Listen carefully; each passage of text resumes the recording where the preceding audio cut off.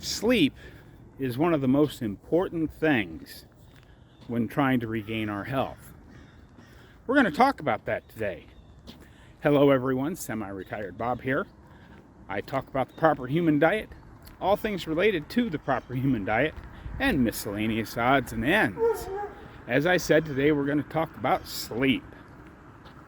If you're new to the channel, welcome. I'm glad you're here. You might be asking yourself, what in the world am I watching here, Bob? Well, basically you're watching me walk. That doesn't seem super exciting, but 18 months ago I couldn't do this. I could barely stand for 2 to 2.5 minutes without severe pain.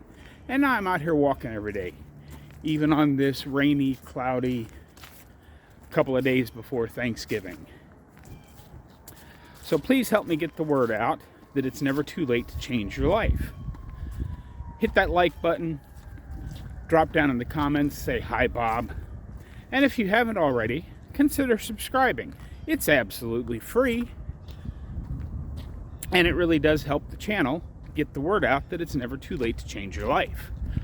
For those of you returning to the channel, welcome back. I'm glad you're here as well. It does mean an awful lot to me that you choose to spend just a few moments of your day with me. Well, let's just jump right on into this thing. How do we get better sleep?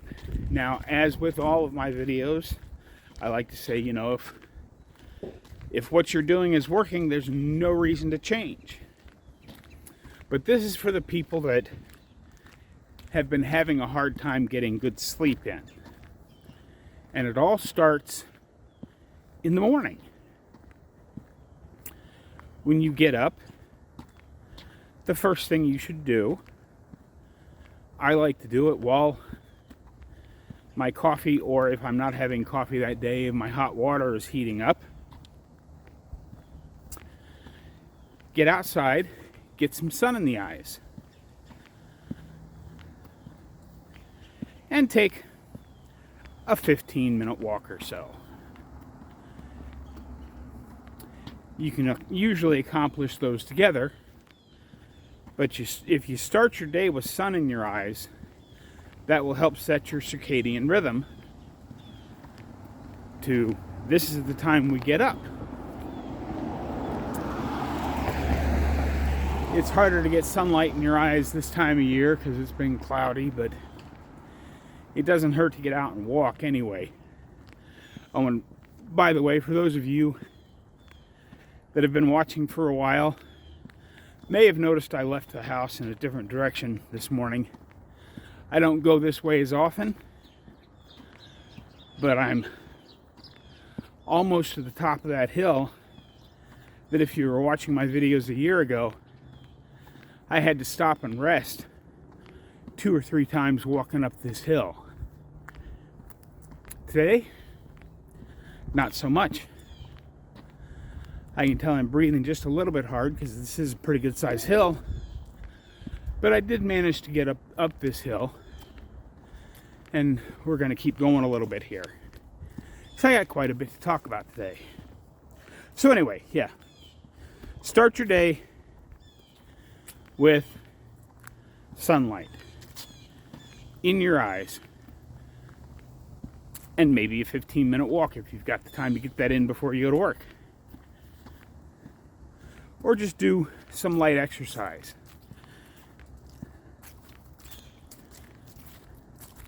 Some of the things that I'm going to touch on very briefly, but not go into a lot, because they seem fairly self-explanatory. Stop caffeine about 8 hours before bed. If you drink alcohol, stop that about 4 hours before bed. Those two seem fairly obvious.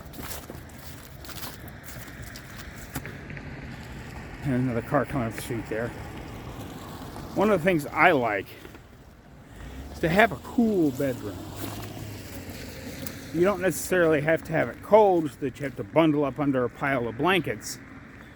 But there is some research out there that shows a cooler bedroom is better for a good night's sleep. One of the big things that I like to talk about is blocking blue light from getting into your eyes after dark. So, this time of year, I spend a lot more time with my blue blocker glasses on. Because if you think about it, way back in the day, you don't even have to go that far back into it. A couple of 100 years ago, the only thing we really had at night was a candle, maybe. And people didn't stay up till all hours of the night watching TV or even reading. A lot of people do read for a half hour or 45 minutes before bed. And we're going to talk about that down towards the end of the video. But you need to keep the blue light from screens out of your eyes. I don't know a whole lot about the science behind it. We all know science isn't really my thing. But there is some research out there. And you can find it if you look for it. Some of it is on Dr. Barry's channel. Professor K talks about it a lot. There's quite a few people out there talking about blue blocking. There are some apps for your phones and tablets and computers. And I don't know, smart TVs might even have an app that will change the color of the screen. I don't mess with all that. I just got a cheap pair of blue blockers. And you can tell whether the blue blockers you bought are good enough. If you can still see the color blue, you're not blocking 100% of the blue light. But keeping the blue light out of your system at night, in the evening, will let your body know that, hey, it's darkening. It's getting dark. It's time to start thinking about going to sleep. There have been some studies out there, and again, it's up to you to decide how good the studies are. But there are some studies out there that show taking a bath before bed can help out. A bath or a shower helps relax the body, so get ready for bed. Some of the other really key things, though, as you get ready for bed, you should be getting ready for bed in a dark room, as dark as you can get it and still function. A lot of people use a red colored night light to help them see. And while you're getting ready for bed, have a routine. Whether it be read your book for half hour, 45 minutes before you dim the lights, or whatever it is, but get ready for bed. Get ready for bed at about the same time every night. And your body will get more into the habit of falling asleep. Now, of course, we're always going to have those times when it doesn't help. We're all going to have trouble sleeping every once in a while. But generally, if you're having trouble sleeping, if you get your body into the habit of getting up at the same time and going to bed at the same time within a half hour or so, that will help. It's a little cool out today, folks. It's only about 40 degrees. Not super cold, but at least it's not raining today like it was yesterday. And, between setting a bedtime and doing a routine,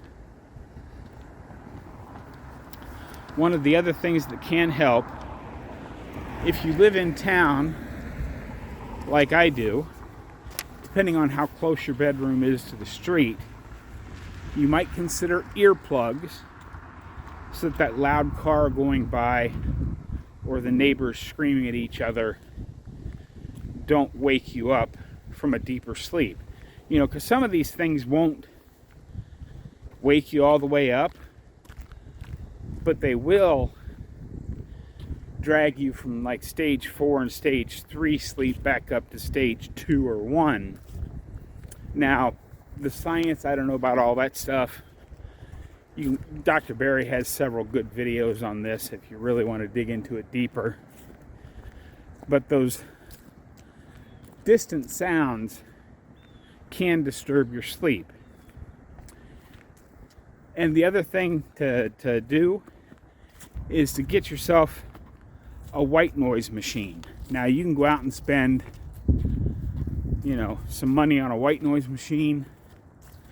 I just have an old $5 box fan that I plug in and let that run.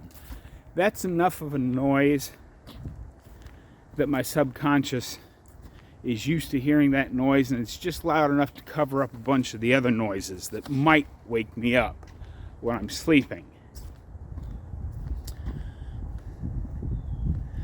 And the fan gives you the added benefit of helping keep things cool.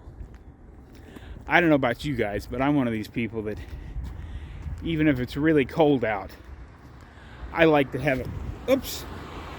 Sorry about that. I like to have a breeze blowing on me at night. So those are just some ways that you can start to think about how to help yourself from sleeping. I had a commenter ask about this in Sunday's video, so I decided, okay, I can do this. And that's what I've got for you on how to get better sleep.